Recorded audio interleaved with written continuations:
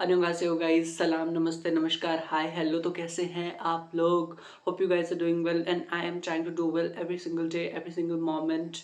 And आशा करता हूँ कि आप सबकी दिवाली अच्छी रही होगी और आप लोगों का दिवाला नहीं निकला होगा काम करते करते, लेकिन वो तो आप ही जानते हैं। और बिना टाइम वेस्ट करते हुए मैं ये बताना चाहूँगा कि ये वीडियो मैं बना रहा हूँ काजल और उसकी प्यारी, सबसे प्यारी, दुनिया की सबसे प्यारी बहू तान्या के लिए, ठीक है?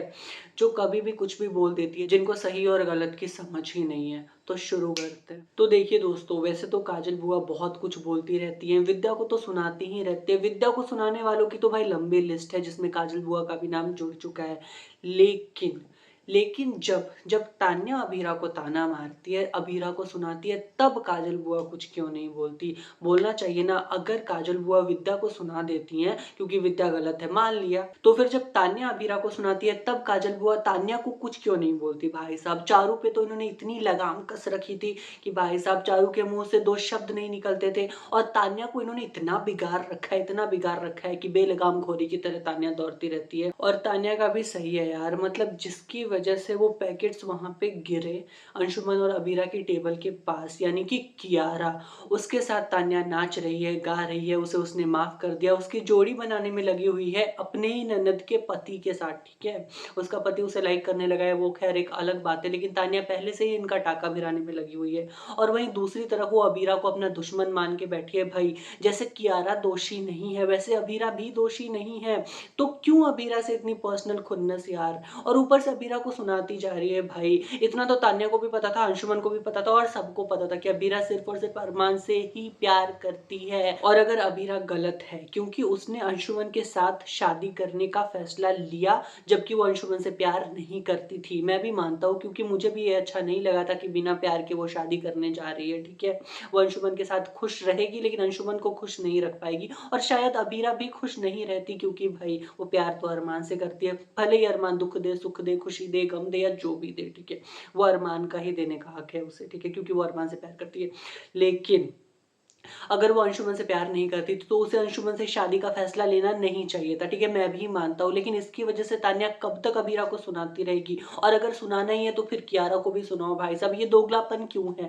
दोगलापन नहीं होना चाहिए ना। हो सकता है अगर कियारा के थ्रू वो पैकेट्स वहां पे नहीं गिरते तो अंशुमन की मौत नहीं होती, ये भी तो हो सकता है ना।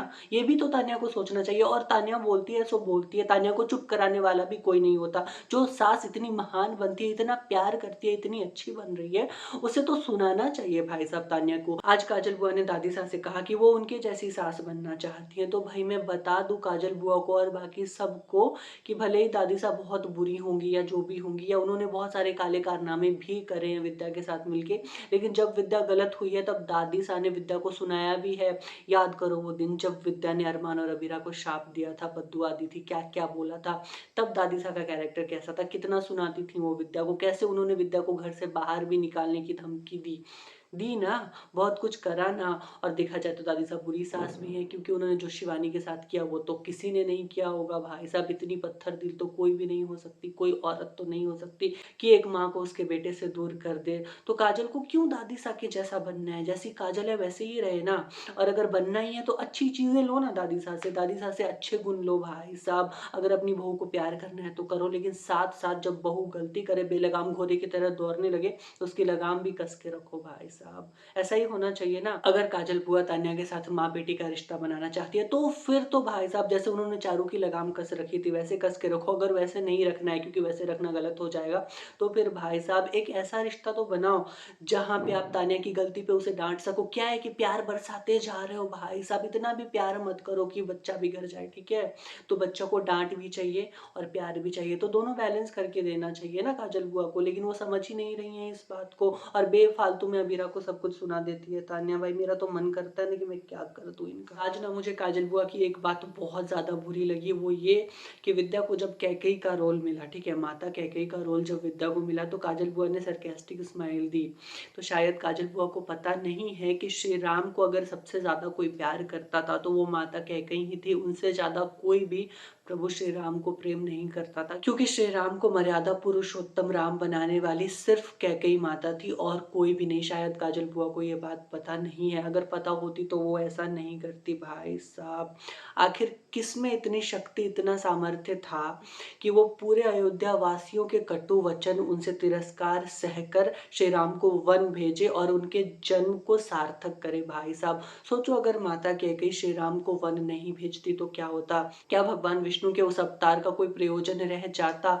नहीं रह जाता। तो इसीलिए माता कैकेयी तो भाई साहब उनकी तो पूजा करनी चाहिए, ठीक है, क्योंकि प्रभु श्री राम से सबसे ज्यादा प्रेम वही करती थी भाई साहब। और लोग ना इसको अलग तरीके से देखते हैं, लोगों को पता ही नहीं है कि उन्होंने भरत के लिए श्री राम को वन नहीं भेजा था, बल्कि श्री राम के जन्म को सार्थक करने के लिए उन्होंने भरत को खुद से दूर किया था, ठीक है। हाँ, ये लोग जो भी रामायण बनाते हैं ना, मॉडर्न रामायण, ये रामायण वो रामायण, भाई साहब वो लोग ना कुछ ज्यादा ही ड्रामेबाजी कर देते हैं, कुछ ज्यादा ही ड्रामेटिक स्टाइल में दिखा देते हैं, क्योंकि उनको टीआरपी से मतलब है, उनको पैसों से मतलब है, उनको ऑथेंटिसिटी से मतलब नहीं होती ना भाई साहब। तो अगर ऑथेंटिसिटी जाननी है तो खुद ही बुक पढ़ लिया करो भाई साहब। और फिर मन में इंसान को खुद ही सोचना चाहिए कि इसने ऐसा किया तो कोई ना कोई वजह तो रही होगी। और इसी के साथ गाइज मैं अपनी ये वीडियो खत्म कर रहा हूँ, मिलते हैं नेक्स्ट वीडियो में, क्योंकि अगर मैं आगे बढ़ा ना तो फिर मैं भाई साहब अलग लाइन में चले जाऊंगा, ठीक है। तो फिर आप लोगों को लगेगा कि इसको तो भाई साहब संत महात्मा होना चाहिए, ये क्यों यहाँ क्या कर रहा है ये, ठीक है। तो इसी के साथ मैं अपनी वीडियो खत्म करता हूँ। वीडियो पसंद आई हो ना आई हो, please do like share and subscribe. आप सबका आभारी रहूंगा, ठीक है।